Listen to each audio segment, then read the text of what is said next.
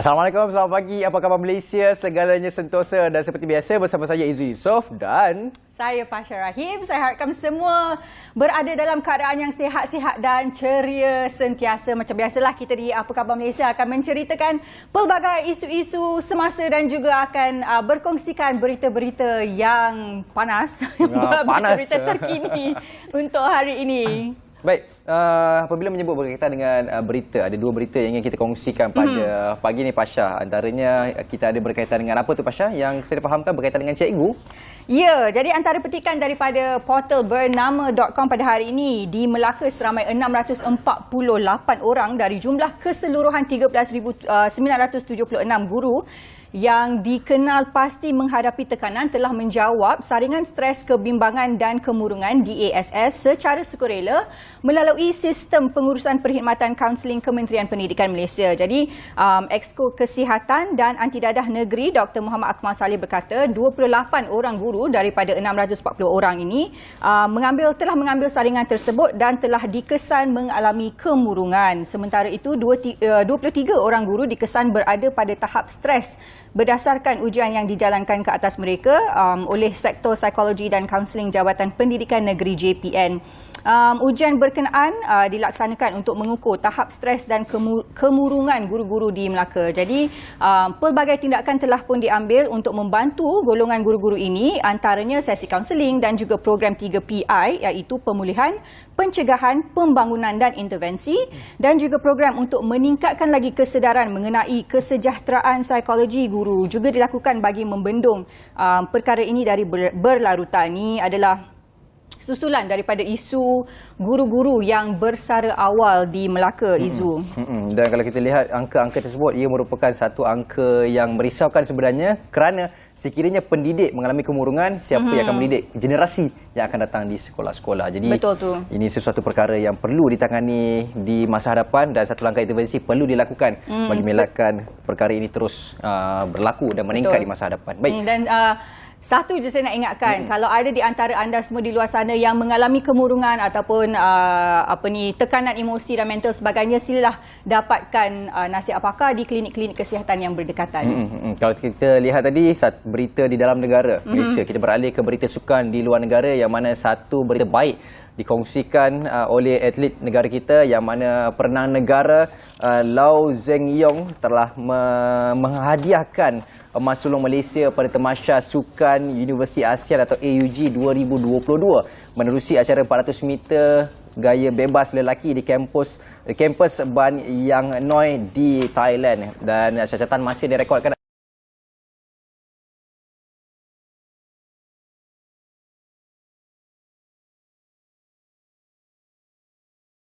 1.85 saat. Selain daripada satu pingat emas dihadiahkan, kita ada juga satu pingat perak dihadiahkan oleh Gong Chia Tong dan satu pingat gangsa dihadiahkan oleh Eng Zi Ziang dalam acara 50 meter kuak kupu-kupu lelaki. Jadi kita sekarang ada satu emas, satu perak, satu gangsa bagi sukan Universiti ASEAN. Kita harapkan dalam AUG ini dapat menghadiahkan emas-emas di acara yang akan datang.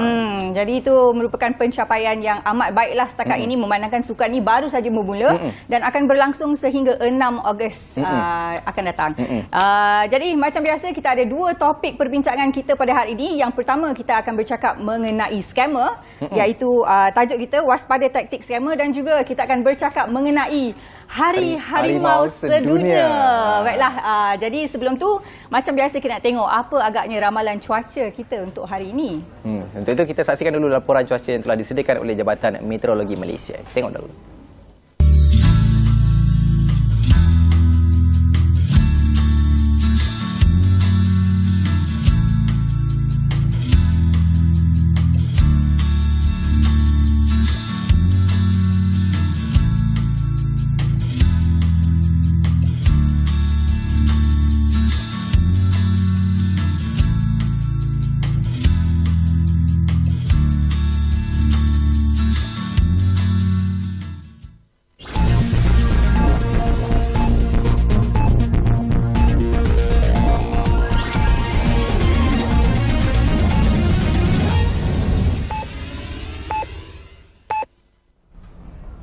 Assalamualaikum, salam keluarga Malaysia. Dari Bilik Berita bersama saya Nur Liana Zulkifli.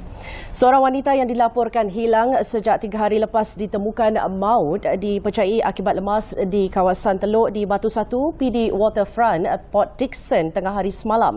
Ketua Polis Daerah Port Dickson, Superintendent ID Syam Muhammad berkata mayat pekerja swasta berusia 31 tahun dari Mambau itu ditemukan oleh seorang lelaki kira-kira pukul 1.10 tengah hari. Menerusi satu kenyataan malam tadi, Superintendent ID Syam berkata pengecaman dilakukan adik mangsa mengesahkan bahawa ia adalah mayat kakak kandungnya berdasarkan kepada pakaian yang dipakai wanita itu sebelum keluar rumah 3 hari lepas. Pada tarikh itu juga, bapa mangsa telah membuat laporan polis berkaitan kehilangan wanita itu dan kenderaannya dijumpai semula bersama barangan peribadi dalam kereta yang masih berkunci di kawasan lapang berdekatan Kompleks Pentadbiran Daerah Port Dickson. Beliau berkata mayat dibawa ke Hospital Port Dickson untuk bedah siasat dan kes diklasifikasikan sebagai mati mengejut sementara menunggu hasil bedah siasat. Baik, sepasang suami isteri yang ditahan di Beranang, Selangor kerana mendera anak angkat berusia 4 tahun pada 22 Julai lalu akan dihadapkan ke mahkamah hari ini. Ketua Polis Daerah Kajang Assistant Commissioner Muhammad Zaid Hassan berkata wanita warga tempatan dan suaminya seorang warga Singapura berusia 28 dan 30 tahun itu akan didakwa di Mahkamah Bandar Baru Bangi. Kedua-duanya akan dituduh mengikut Seksyen 31(1)(a) Akta Kanak-Kanak 2001 dibaca bersama Seksyen 34 Kanun Keseksaan kerana secara bersama-sama melakukan penganiayaan ke atas mangsa seorang kanak-kanak sehingga mendatangkan kecederaan. Suami wanita itu juga akan dituduh mengikut Seksyen 15(1)(c) Akta Immigration 1959 Palang 63 kerana tinggal lebih masa di Malaysia. Media sebelum ini melaporkan pasangan suami isteri itu ditahan di sebuah perumahan di Beranang pada 22 Julai lalu selepas menerima aduan daripada seorang orang awam pada jam 12.14 tengah malam hari sama. Mangsa adalah seorang kanak-kanak perempuan berusia 4 tahun yang juga seorang anak hyperaktif. Siasatan awal polis mendapati kejadian disebabkan mangsa yang tidak suka makan nasi dipaksa untuk menelan nasi sehingga termuntah. Mangsa dikatakan dipukul oleh pasangan terbabit dengan menggunakan hanger, kayu penyapu dan kadang-kala dicucuh dengan pemeti api. Assistant Commissioner Muhammad Zaid berkata, ibu kandung mangsa adalah seorang warga Indonesia dan kelahirannya tidak didaftarkan dan tiada dokumen pengenalan diri. Mangsa diserahkan kepada pasangan suami isteri itu untuk dijaga sejak April lalu kerana ibu kandungnya tidak berkemampuan untuk menjaganya. Baik, ini pula kertas siasatan terhadap seorang penceramah bebas yang didakwa merogol seorang remaja berusia 14 tahun akan diserahkan kepada Pejabat Timbalan Pendakwa Raya hari ini untuk tindakan selanjutnya. Ketua Polis Kuala Lumpur, Datuk Azmi Abu Kasim berkata setakat ini siasatan masih dijalankan mengikut Seksyen 376 Kanun Keseksaan kerana merogol dan Seksyen 14(a) Akta Kesalahan Seksual terhadap Kanak-Kanak 2017. Penceramah tersebut ditahan di Ibu Pejabat Polis Daerah Kuala Selangor pada 18 Julai lepas. Kini direman di Ibu Pejabat Polis Kontingen Kuala Lumpur selama 4 hari bermula Ahad lalu. Kes itu diserahkan kepada Polis Kuala Lumpur pada 23 Julai lepas untuk siasatan lanjut berhubung kejadian rogol yang dilaporkan turut berlaku di Kuala Lumpur. Media sebelum ini melaporkan terdapat 4 laporan polis berhubung kes berkenaan iaitu 2 di Selangor dan masing-masing 1 di Kuala Lumpur dan Perak. Baik, sedikit laporan sukan. Skuad sepak takraw lelaki kebangsaan terkandas di separuh akhir acara antara regu kejohanan sepak takraw Piala Dunia Raja Thailand ke-35 2022 selepas tewas kepada pasukan tuan rumah 2-0 di Fashion Island Sports World di Bangkok. Pada set pertama, skuad kebangsaan dibarisi Zulkifli Abdul Razak, Muhammad Afifuddin Muhammad Razali dan Amirul Zazwan Amir yang ketinggalan 1-9 pada satu ketika berjaya bangkit memberi tentangan hebat sehingga merapatkan jurang 16-17. Thailand ternyata berada pada kelas tersendiri apabila menoktahkan kemenangan 21-18 sebelum turun lebih garang di set kedua yang menyaksikan mereka mudah menundukkan skuad kebangsaan 21-10. Jurulatih kebangsaan Muhammad Rashidi Nordin berkata skuad kendaliannya terpaksa melalui saat sukar dalam misi ke final berikutan tewas kepada Korea Selatan dalam peringkat kumpulan. Sebelum ini, regu negara tewas mengejut kepada Korea Selatan sekaligus menamatkan saingan kumpulan B sebagai naib juara dan terpaksa berdepan Thailand selaku juara kumpulan A. Thailand akan membuat perhitungan bersama Korea Selatan di pentas final bagi penentuan juara antara regu. Dalam pada itu, skuad kebangsaan akan memulakan cabaran dalam saingan berpasukan lelaki Khamis ini dengan bertemu Indonesia diikuti aksi menentang Brunei pada Jumaat dan Korea Selatan pada Sabtu.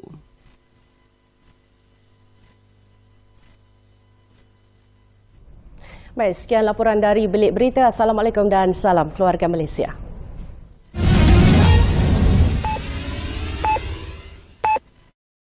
Jika anda mendapati wujudnya salah laku oleh peniaga, salurkan aduan menerusi tindakan berikut. Melayari portal dan email kepada iaduan@kpdnhcp.gov.my. Menghubungi talian 1800 886 800. Menggunakan aplikasi telefon pintar Easy Adu. Berhubung menerusi talian WhatsApp berikut. Atau anda boleh juga menghubungi operasi bilik gerakan di talian tertera.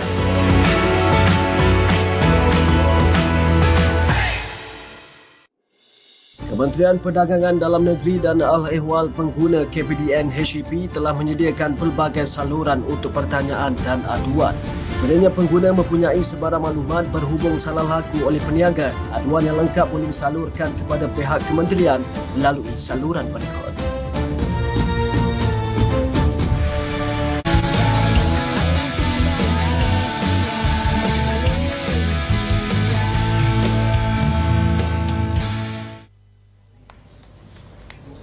Anda masih lagi bersama saya Pasha dan juga Izu dalam Apa Khabar Malaysia. Baiklah, tadi kita dah beritahu kita akan berbincang tentang topik scammer.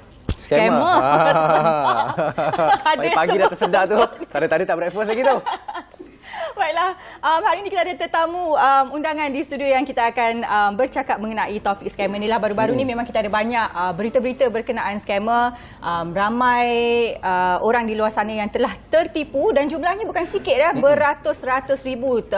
Hampir keseluruhan duit simpanan, keseluruhan duit EPF dan sebagainya. Jadi untuk membincangkan topik yang sangat penting ini, kita telah pun menjemput Superintendent Madhavan Nair, penolong pengarah siasatan jenayah komputer, internet, harta intelek, Cakra Optik dari Jabatan Siasatan Jenayah Komersial Bukit Aman. Selamat datang, Tuan. Selamat pagi. Selamat pagi, Tuan. Sihat ya? Sehat.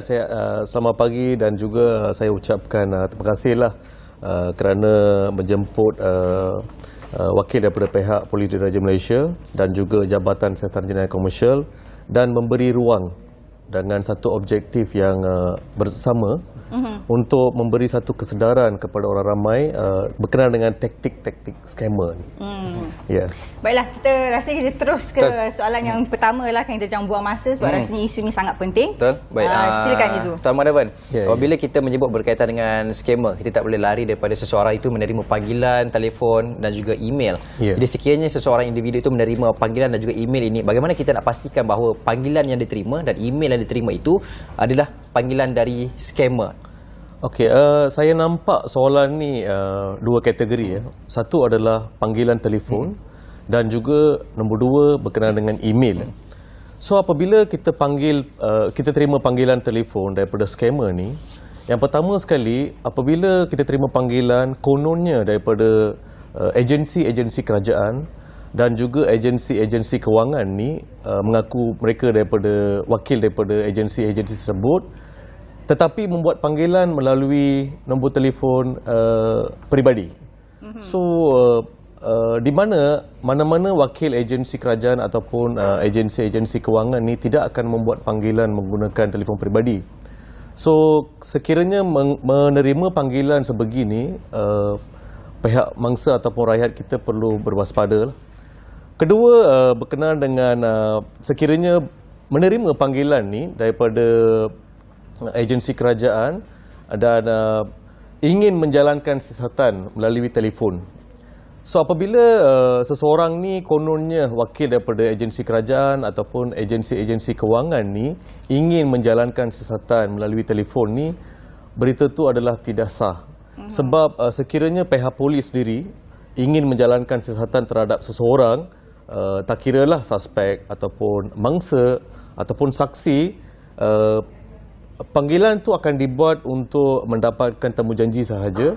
Dan setiap keterangan ataupun temu bual ni perlu direkodkan, dan kita akan meminta siapa-siapa mangsa ataupun saksi yang memberi keterangan tersebut untuk ditandatangani di bawah Seksyen 112 Kanun Prosedur Jenayah.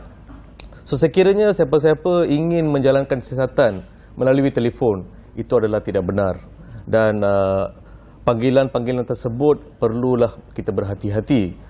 Yang ketiga, sekiranya pemanggil tersebut mula meminta butiran peribadi dan juga butiran-butiran perbankan kita, sekiranya panggilan itu daripada agensi-agensi kerajaan ataupun agensi kewangan, mereka sudah tentu dengan authority ataupun kuasa yang ada, sudah tentu maklumat-maklumat tersebut telah pun ada dengan dalam siasatan mereka. Dan sekiranya pihak yang sah membuat panggilan tu sudah pun mempunyai maklumat-maklumat tersebut, kenapa perlu tanya lagi dengan mangsa-mangsa ni? So sekiranya pemanggil tersebut meminta butiran peribadi yang terperinci dan butiran-butiran bank account yang terperinci, yang itu adalah panggilan keberangkaian daripada skamer. Dan juga lagi satu adalah sekiranya pemanggil tersebut kononnya daripada pihak PDRM Bukit Aman ataupun daripada Bank Negara Malaysia.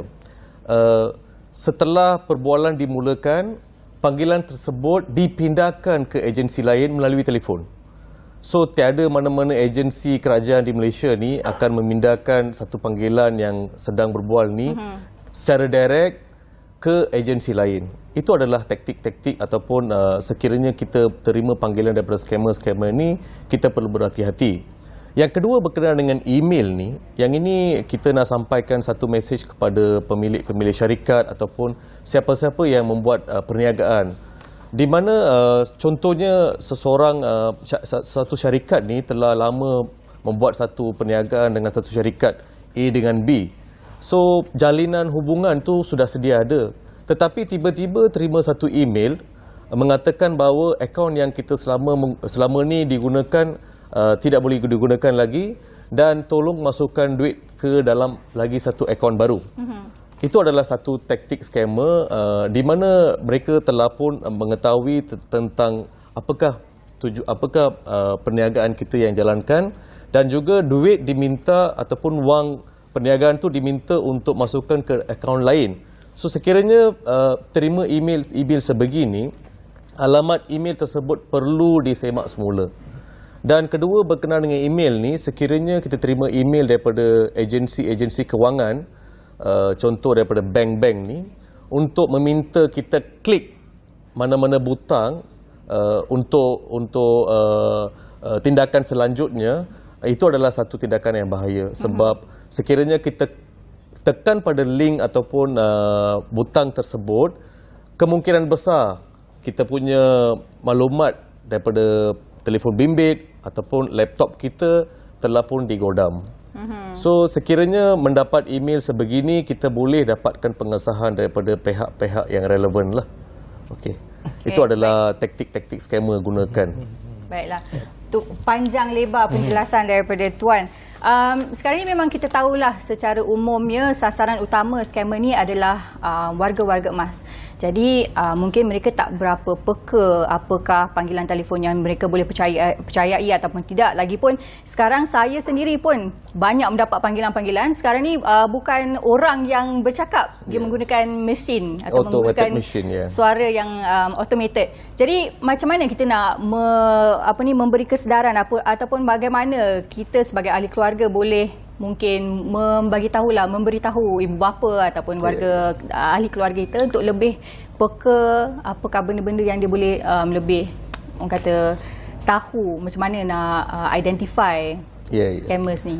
Sebab perkara yang penting kita perlu ingat adalah panggilan melalui telefon ataupun penipuan dalam talian ni sebenarnya mereka ni scammer ni tidak peduli ataupun tidak kenal peringkat umur sebenarnya. Sebab tidak berjumpa dan kita pun tak berkenalan dengan scammer ni. So kalau kita tengok statistik tahun 2021 dengan 2022, jumlah kes yang diterima untuk kes-kes scam ni tahun 2021 sebanyak 26,296 kes diterima, melibatkan 17,865 mangsa. Lebih kurang 67% adalah peringkat umur 40 ke bawah. Okey. Untuk tahun 2022 pula 13,142 laporan diterima. Daripada laporan tersebut 8,914 adalah golongan 15 sehingga 14 tahun. 14 tahun ke bawah. Bermaksud lebih kurang 67%. Tetapi walaupun peringkat umurnya 40 ke bawah, isu yang penting kita perlu lihat adalah apabila warga emas jadi bangsa, kita selalu menerima laporan polis di peringkat Bukiaman. Kita setiap hari kita memantau kes-kes yang berlaku di peringkat bawah yang dilaporkan. Isu yang penting adalah apabila warga emas jadi bangsa, kerugian yang dialami oleh mangsa-mangsa warga emas ni adalah sangat tinggi. So kita boleh katakan apabila kita menebual ataupun mengambil keterangan daripada mangsa-mangsa warga emas ni, selalunya duit kerugian tu adalah duit pencen, duit simpanan, lama simpan, ataupun duit tabung haji. So maka simpanan seumur hidup, kita boleh katakan bahawa walaupun RM1 adalah titik peluh kita. So bayangkan orang warga emas ni dah lama kerja, dah simpan duit lama dan memang ada simpanan duit tu. So apabila warga emas jadi mangsa ni, oleh sebab nak cakap kurang cekap pun tidak boleh. Sebab warga emas saya nampak dekat rumah saya pun mak ayah dah pandai menggunakan telefon bimbit dan akaun-akaun semua. Tetapi penggunaan tersebut perlu berhati-hati. Dan sekiranya scammer ni telah pun dapat satu mangsa warga emas yang sanggup membayar dan dia pun dah tahu warga emas ni mempunyai banyak duit, dia takkan berhenti sehinggalah habis duit yang disimpan oleh warga emas ni. So isu ni adalah sekiranya kita perlu waspada dan anak-anak muda ataupun sekiranya ibu bapa yang dah tua ni, berumur ni, sekiranya mengalami kemurungan ataupun kita nampak keadaan emosinya ada perubahan, kita perlu bertanya. Sebab yang penting, yang menarik di sini adalah sekiranya common sense kita ni di peringkat yang tinggi, emosi kita di peringkat bawah. Sekiranya emosi kita di peringkat sangat tinggi, common sense ataupun pemikiran logik kita ni di peringkat bawah. Ini berlaku kepada semua manusia. Bukan atas dasar scammer ke kena tipu, tidak. Yang ini berlaku kepada semua dalam mana-mana keadaan. So sekiranya seseorang ni mengalami kerugian yang tinggi, kehilangan harta ataupun wang tunai, wang ringgit semua ni, sudah tentu keadaan emosi dia di peringkat yang paling tinggi. So apabila kita nampak perubahan dari segi emosi, kita perlu bertanya. Itulah nasihat daripada PDRM untuk kes-kes yang melibatkan warga emas ni semua. Jadi kat situ ditunjukkan walaupun warga emas kurang angka statistiknya yang ditipu, tapi angka kerugiannya lebih tinggi daripada mereka yang golongan muda. Itulah yang lebih merisaukan sebenarnya. Baik Tuan, kalau di awal tadi Tuan ada sebut bahawa panggilan telefon dan juga email ini, terutama panggilan telefon lah, akan digunakan telefon bimbit. Okey, sekarang ni mereka dah mengubah modus operandi mereka kepada menggunakan telefon pejabat pula. Jadi sekiranya mereka menggunakan telefon 03 ini, bagaimana kita nak mengenal pasti bahawa nombor tersebut bukan dari agensi rasmi kerajaan tapi datang dari scammer itu sendiri? Okey, Sebenarnya scammer especially ataupun terutama sekali Macau scam lah. Saya ingat seluruh Malaysia dah tahu dah Macau scam ni apa. So Macau scam ni scammer ni menggunakan satu teknologi kita panggil voice over internet protocol ya. So menggunakan teknologi ini memberi ruang kepada scammer ni boleh memasukkan mana-mana nombor telefon, di mana nombor telefon yang dimasukkan oleh scammer ni akan kita dapat di skrin telefon kita. Contohnya kita terima panggilan daripada IPK Kuala Lumpur. Apabila kita semak balik, betul nombor telefon daripada IPK Kuala Lumpur ataupun Bukit Aman, tetapi adalah nombor tersebut telah pun diubah suai dengan menggunakan teknologi-teknologi yang sedia ada oleh scammer ni.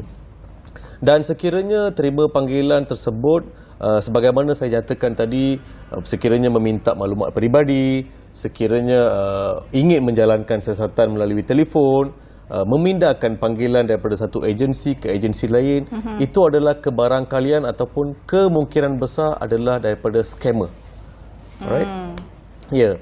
Dan kita juga di pihak PDRM, terutama sekali di Jabatan Siasatan Jenayah Komersial ni, kita memberi ataupun mewujudkan satu ruang di mana di pusat pejabat kita ni, kita ada mewujudkan satu Commercial Crime Response Center ya, di mana di situ kita boleh membuat panggilan kepada pegawai di Commercial Crime Scam Response Center tersebut, dan pegawai itu tersebut akan menjawab panggilan, dan sekiranya ada keraguan ataupun kemusyikilan, kita boleh mendapatkan nasihat daripada mereka. Ya. Baiklah. Okey, itu berkenaan Macau scam lah, yang tu di mana rata-rata semua orang dah tahu dah berkenaan Macau scam ni. Mungkin kita nak bercakap sedikit pasal scammer yang kecil-kecil ni pula. Mungkin tuan boleh bagi tahu, ialah ramai sekarang ni ada banyak peniaga-peniaga online, dan banyak cerita-cerita yang kita dapat tahu bila orang membeli sesuatu, dia dah masukkan duit ke akaun itu, barang pula tak dapat. Jadi macam mana caranya, mungkin tuan boleh bagi tahu kita, apakah cara kita boleh tahu sama ada akaun yang kita nak transfer duit itu adalah akaun yang sah, akaun yang dimiliki syarikat yang didaftarkan secara sah. Ya. Sejak PKP tempoh hari kan, shopping online ni agak famous. Dan juga tapi yang penting saya ingin sampaikan di sini, kita perlu ingat bahawa platform online ni adalah terbuka kepada semua. Jenayah scammer ataupun jenayah komersial ni tidak sama dengan jenayah-jenayah yang berlaku tepi jalan, ragut, rompakan. So biasanya apabila kita nampak tempat gelap ataupun tempat yang tak ada orang, kita sentiasa berhati-hati. Kalau boleh kita tak nak masuk sana. Sebab kita tahu kemungkinan akan berlaku satu jenayah di sana. Tetapi platform online ni terbuka kepada semua. Kita perlu ingat, apabila kita berada di platform online ni, internet ni, di situ juga ada penjenayah. So kita tidak mengelak daripada berjumpa dengan penjenayah.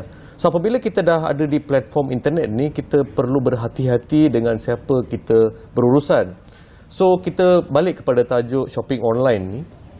Shopping online ni ialah sejak PKP itu hari dah pesat benda tu, dan semua ingin membeli produk ataupun mana-mana perkhidmatan melalui online.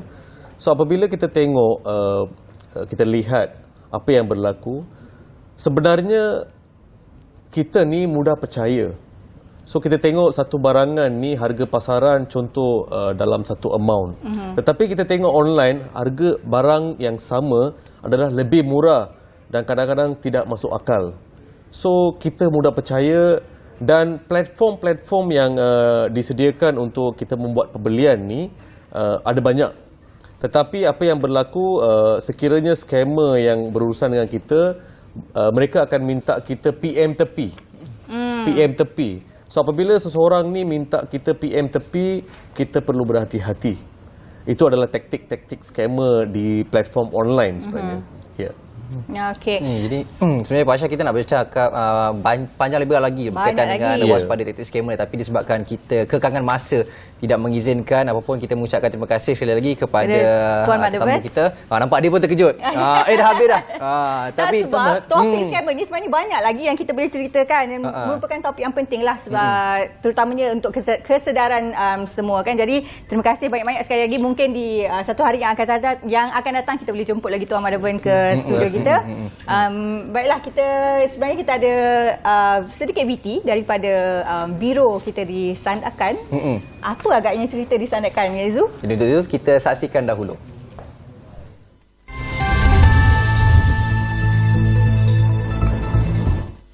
Kementerian Pendidikan akan menyalurkan peruntukan dengan kadar segera bagi menyelesaikan pelbagai keperluan mendesak di sekolah, terutama melibatkan penyelenggaraan dan pembangunan infrastruktur. Menteri Kanan Pendidikan Datuk Dr. Muhammad Razi Jidin berkata, sehubungan itu beliau mahu semua pegawai pendidikan daerah atau PPD supaya segera menyalurkan maklumat yang berkaitan kepada kementeriannya bagi membolehkan perkara mendesak di sekolah diberikan perhatian dan diambil tindakan segera. Katanya kementeriannya akan menggunakan peruntukan bagi perkara itu dengan segera agar murid-murid serta warga sekolah akan mendapat manfaatnya secepat mungkin. Menurutnya, masalah membabitkan sekolah akan disusun mengikut keutamaan, iaitu yang paling mendesak agar diselesaikan terlebih dahulu. Jelasnya bagi maksud itu, peranan yang dimainkan PPD cukup penting dan mereka perlu sentiasa rapat dengan sekolah-sekolah di kawasan mereka. Dalam lawatan Muhammad Razi ke Sabah baru-baru ini, beliau turut melawat beberapa sekolah kawasan pedalaman seperti Sekolah Kebangsaan Ulu Ansuan di Telupit serta beberapa sekolah di Beluran termasuk di Kepulauan. Beliau turut memberitahu kementeriannya juga sedang memperincikan faktor yang menjadi penghalang kepada pembangunan infrastruktur sekolah bagi memastikan pembangunan itu dapat dilaksanakan dengan kadar segera. Baik, bertemu kembali dalam Apa Khabar Malaysia, segalanya sentosa. Masih bersama saya Izzu Yusof dan saya Pasha Rahim. Baiklah, kita teruskan ke topik perbincangan kita yang kedua untuk hari ini. Tadi kita dah tengok dah VT berkenaan harimau. Jadi hari ini kita akan bercakap tentang Hari Harimau Sedunia. Izzu, adakah anda tahu? Tahu apa tu? Saya pun baru tahu hari ni, Hari Harimau jadi, tak Sedunia. Pentingnya topik yang kita nak bincangkan hari ini kerana harimau Malaya ini adalah merupakan harimau yang terancam dan sebenarnya merupakan harimau yang hanya boleh didapati di semenanjung Malaysia sahaja. Dan saya tertarik dengan ayat-ayat kat dalam video tadi yang mana sekiranya kita mampu memberi sokongan kepada pasukan harimau Malaya, kenapa tidak kita menyokong usaha konservasi harimau Malaya di Malaysia. Betul tu. Jadi untuk bercakap berkenaan Hari Harimau Sedunia, pada hari ini kita ada Encik Hazrul Rahfan Abdul Halim yang merupakan penolong pengarah kanan bahagian konservasi hidupan liar dari Jabatan Perkhilitan Semenanjung Malaysia. Selamat datang ke studio. Terima kasih kerana sudi meluangkan masa bersama kami di Apa Khabar Malaysia. Terima kasih. Baik, Cik Hazrul, kita tak nak melengahkan masa lagi, kita nak mulakan perbincangan kita berkaitan dengan Hari Harimau Sedunia 2022. Mungkin tuan boleh kongsikan kepada kita berapakah spesies harimau belang terutamanya yang ada di dunia ini yang boleh dikongsikan ataupun itu di dunia, dan di Malaysia ada berapa spesies? Ada macam kuis, saya tahu. Tapi tak apa, kita biar dia jawab. Kita bagi Encik Hazrul jawab soalan dulu. Baik, terima kasih. Harimau belang yang terdapat di seluruh dunia, terdapat 9 subspesies sebenarnya. Tetapi yang masih wujud hanyalah 6 subspesies, iaitu harimau Siberia, harimau Bengal, harimau Indochina, harimau Cina Selatan, harimau Sumatera dan juga harimau Malaya. Manakala 3 lagi subspesies telah pun pupus, iaitu harimau Java, harimau Bali dan juga harimau Caspian. Sesungguhnya Malaysia amat bertuah lah kerana dikurniakan salah satu subspesies lah yang dikenali sebagai harimau Malaya ataupun nama saintifiknya Panthera tigris jacksoni. Dan di Malaysia ini memang hanya terdapat satu spesies sajalah. Dan harimau kita, iaitu harimau Malaya, hanya terdapat di semenanjung Malaysia sahaja dan tidak terdapat di Sabah dan Sarawak. Dan sebenarnya ada info menarik berkaitan dengan harimau ni. Kalau kita nak tahu lebih lanjut, ada perbezaan setiap spesies-spesies ni. Mungkin tuan boleh kongsikan juga macam mana kita nak membezakan harimau Bengal, harimau Malaya, harimau Java ni. dia punya subspesies tu? Macam mana kita nak membezakan dia? Untuk membezakan subspesies bagi harimau ni tetap harimau lah. Maksudnya perbezaannya hanyalah dari sudut morfologi. Dia punya rupa bentuk, mungkin harimau sabila adalah lebih besar. Tetapi untuk menentukan dia punya subspesies ni, kita kena membuat uji kaji menggunakan DNA dia lah. DNA dia, hanya DNA saja boleh menentukan sama ada harimau tersebut merupakan harimau daripada subspesies yang berbeza. Tapi rupanya sama? Rupanya sama. Dan satu lagi keistimewaan harimau belang ini, daripada corak belang pada kiri dan kanannya, kita boleh membezakan di antara individu harimau tersebut. Bermaksud dia macam cap jari manusia lah. Kita dapat membezakan antara satu individu dengan individu yang lain. Tetapi yang macam saya katakan tadi, untuk menentukan subspesies dia perlu menggunakan kaedah ujian DNA lah. Menarik. Baiklah, macam yang saya sebutkan tadi, harimau Melaya ni merupakan haiwan yang terancam dan adalah dilindungi di bawah Akta Pemeliharaan Hidupan Liar 2010, betul ya? Dan antara faktor-faktor ancaman kepupusan yang dihadapi oleh harimau Melaya ni adalah pemburuan haram, pemerdagangan haiwan liar, penyahutanan ataupun kehilangan habitat. Mungkin Encik boleh perjelaskan dengan lebih dalam lagi apakah yang ni masalah-masalah yang dihadapi dalam usaha kita untuk memelihara harimau Melaya. Baik. Sekitar 1950-an lagi, harimau Melaya di negara kita terdapat lebih kurang 3,000 ekor. Tetapi akibat daripada arus kemodenan, jadi harimau Melaya turut menjadi mangsa lah akibat daripada pembukaan kawasan-kawasan untuk dijadikan kawasan penempatan dan sebagainya. Oleh itu, sejak daripada 1950-an lagi, populasi harimau Melaya ini telah menurun. Sehinggalah pada sekitar tahun 2010, populasi harimau Melaya ini berada pada angka 500 ekor. Dan kemudiannya terus menurun pada tahun 2014 sebanyak lebih kurang 300 ekor. Dan pada hari ini, apabila pihak Jabatan Pelitan telah berjaya melaksanakan survey yang lebih lengkap, didapati bahawa spesies harimau Melaya ini populasinya sangat kurang, iaitu di bawah 150 ekor. Justru dia punya ancamannya adalah terdiri daripada yang utamanya adalah kehilangan habitat lah. Habitatnya telah dibuka dan terdapat guna tanah yang tidak seimbang. Yang keduanya adalah harimau Melaya ini menjadi ancaman kepada pemburuan dan pemerdagangan haram. Dan berlakunya konflik hidupan liar manusia. Dan seterusnya kehilangan makanan lah daripada pembukaan kawasan hutan itu tadi. Itu di antara punca-punca lah. Dan yang terbaru sekali, harimau Melaya turut diancam akibat terkena sejenis virus yang dinamakan canine distemper virus baru-baru ni. Itu antara ancaman lah yang kita lihat kena pada harimau Melaya kita yang menyebabkan populasinya semakin merosot. Mungkin tuan boleh kongsikan juga berkaitan dengan virus tadi yang saya tak tahu nak sebut macam mana, tapi mungkin tuan boleh kongsikan secara detail adakah ia dari mana asal usul virus ini dan bagaimana ia mampu memberi ancaman kepada spesies harimau belang ni. Virus yang saya nyatakan tadi namanya adalah canine distemper virus. Ia sebenarnya dibawa oleh hidupan liar ataupun binatang yang mempunyai gigi taring. Gigi taring tersebut. Jadi dia boleh menjangkiti lah spesies lain. Tetapi untuk di keadaan di Malaysia ini banyak dia dijangkiti oleh spesies haiwan domestik lah, di mana para pekerja ladang dan sebagainya membawa anjing masuk ke dalam pinggiran hutan dan menjangkiti hidupan liar kita lah. Sebab itu dia boleh terkena. Dan apabila terkena penyakit CDV ini, dikatakan canine distemper virus ini, harimau Melaya memang tak ada ubat. Memang tak ada ubat dan memang dia akan matilah. Memang itu bahayanya terkena CDV ni. Jadi dah lah memang diancam oleh pelbagai faktor-faktor yang telah disebutkan tadi.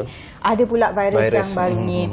Tadi Encik ada sebut tentang survey yang pertama kali dijalankan ataupun dipanggil program First National Tiger Survey. Mungkin Encik boleh terangkan sedikit mengenai survey ini.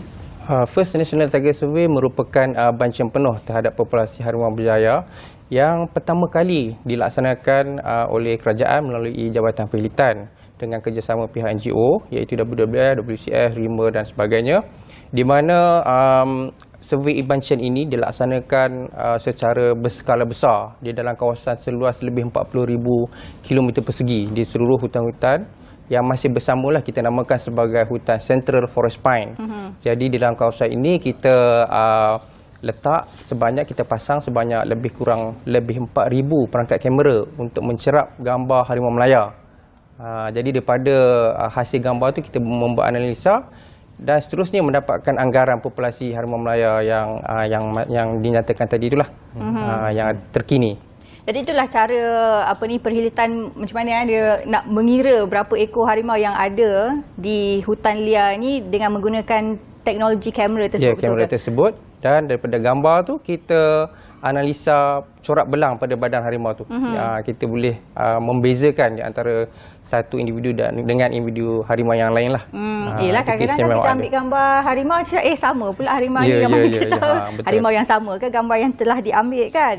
Dalam usaha nak membanci harimau-harimau ni, ada tak diletakkan tagging-tagging kepada harimau ni atau sekadar meletakkan kamera dan berdasarkan gambar-gambar yang ditangkap sahaja?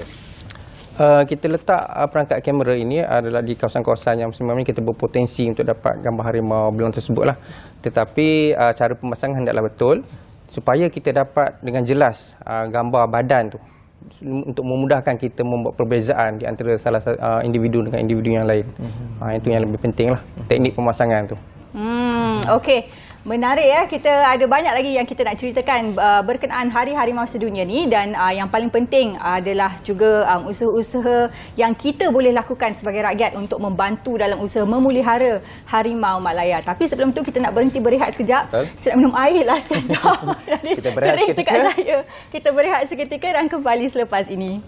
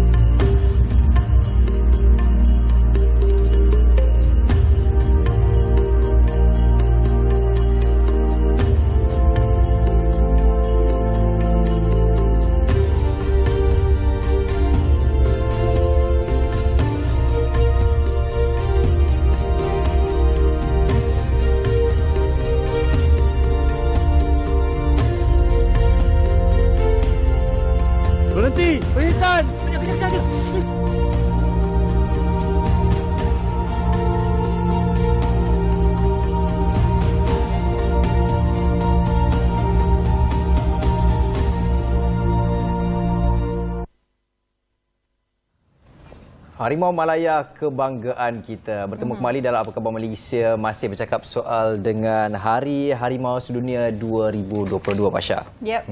Dan kita nak melengahkan masa lagi, Pasha. Kita nak tanya kepada tetamu kita, wakil dari Jabatan Penghilitan, Cik Hazrul. Mungkin Cik Hazrul boleh kongsikan. Kalau di awal tadi Cik Hazrul sebut jumlah bilangan harimau sekarang ni sudah kurang daripada 150. Mungkin Cik boleh kongsikan apakah strategi atau usaha-usaha yang dilakukan bagi meningkatkan kembali angka harimau Malaya di hidupan liar ni. Baik. Untuk kita memahami bahawa dan menyedari bahawa harimau Malaya sedang mengalami krisis kemerosotan dia punya populasi. Jadi kerajaan sekarang telah bersetuju untuk melaksanakan 9 tindakan strategik bagi menangani kemerosotan populasi. Di antaranya yang pertama adalah meningkatkan rondaan penguatkuasaan dan pengawalan di habitat-habitat harimau yang telah dikenal pasti menerusi survey yang telah dilaksanakan dahulu, di mana pelbagai agensi telah dilibatkan untuk kerjasama rondaan yang melibatkan Polis Diraja Malaysia, pihak kastam, NGO dan juga pelbagai agensi kerajaan lain untuk menjalankan rondaan penguatkuasaan ini di habitat harimau. Yang keduanya adalah menubuhkan unit taktikal khas lah atau dinamakan sebagai Sparta untuk menangani konflik harimau. Dan seterusnya yang ketiga ni adalah untuk meningkatkan pemeliharaan habitat. Maksudnya harimau memerlukan habitat untuk dia hidup. Jadi habitat ini perlu dikekalkan dan diuruskan dengan tadbir urus yang baiklah dari segi pengurusannya. Jadi untuk memastikan harimau Melayu terus kekal lah dapat hidup di dalam habitat atau tempat tinggal dia. Dan seterusnya menubuhkan National Tiger Task Force atau dikenali sebagai MyTTF, iaitu satu jawatankuasa khas yang ditubuhkan, dipengerusikan oleh Yang Berhormat Perdana Menteri Malaysia sendiri untuk melihat kepada keseriusan negara kita bersama dengan Kerajaan Persekutuan dan Kerajaan Negeri dan juga agensi-agensi berkepentingan untuk bersama-sama kita berbincang untuk bagaimana untuk mengatasi masalah yang dihadapi oleh harimau Melayu kita. Dan yang seterusnya, nombor 5 adalah menubuhkan unit harimau Melaya lah di Jabatan Pelitan, di mana dengan penambahan anggota kaki tangan ini kita dapat mempergiatkan lagi usaha pemantauan harimau dengan lebih baiklah di negeri-negeri masing-masing yang masih ada harimau. Terdapat 8 negeri yang masih ada harimau di Malaysia. Hanya terdapat 8 negeri sahaja.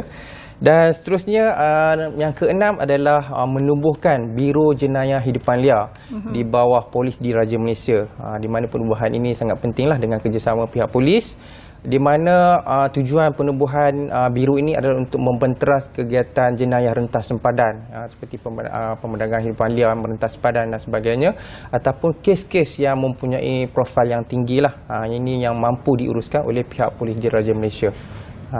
Dan seterusnya pihak jabatan juga sedang memperkukuhkan makmal forensik hidupan liar lah bagi tujuan untuk mengumpul DNA harimau, bagi tujuan penguatkuasaan dan sebagainya, dan juga data bank supaya kita tahulah individu-individu yang seperti saya nyatakan tadi, kepentingan data bank bagi DNA ini untuk disimpan.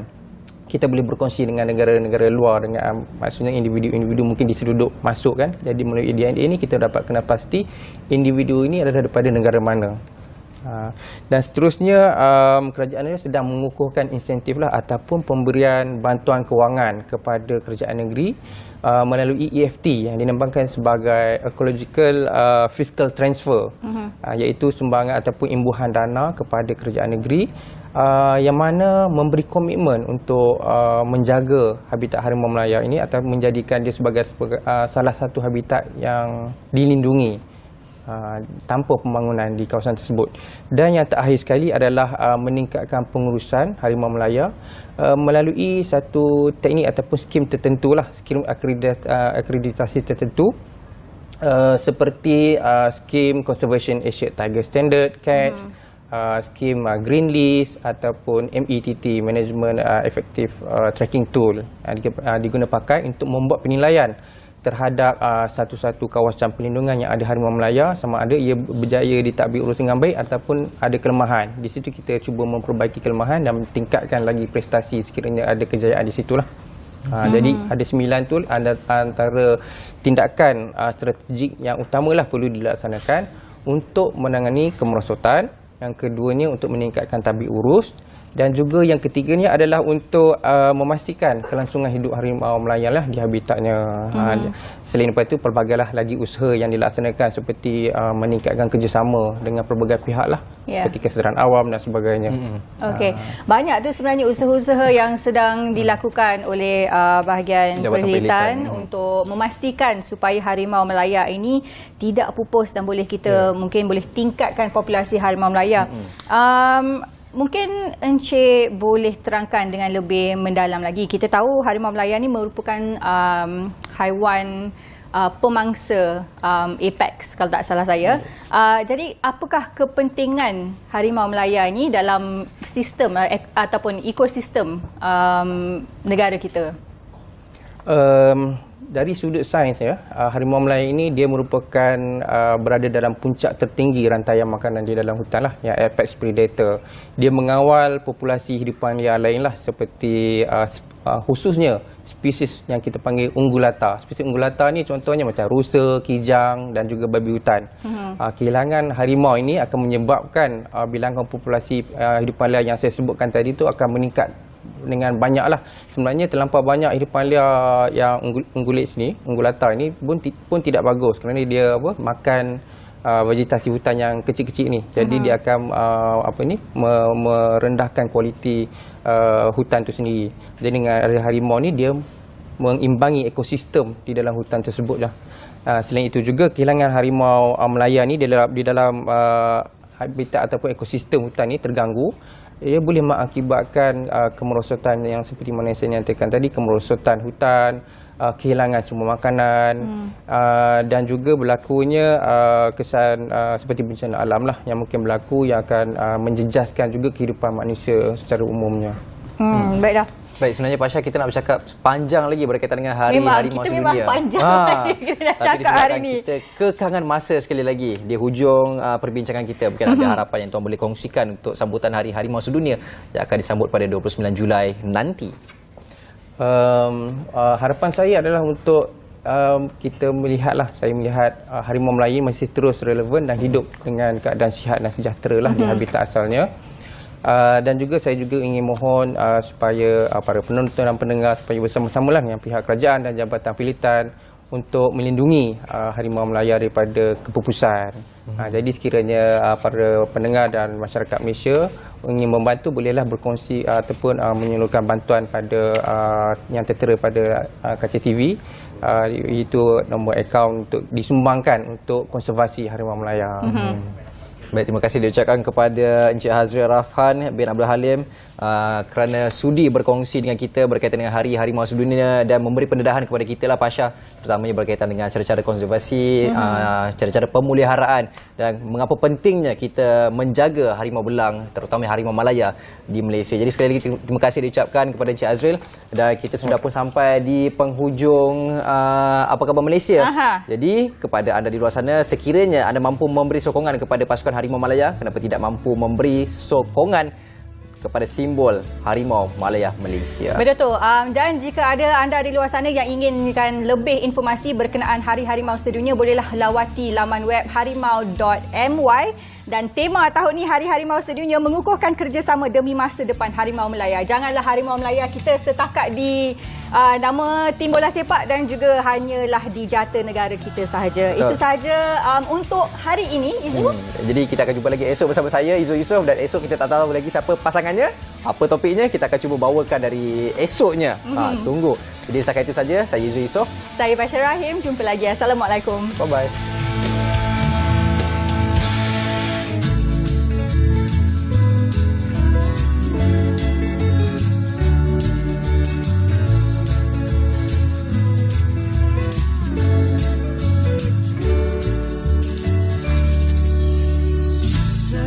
Segar di pagi hari, terus bangkit yakin berdiri.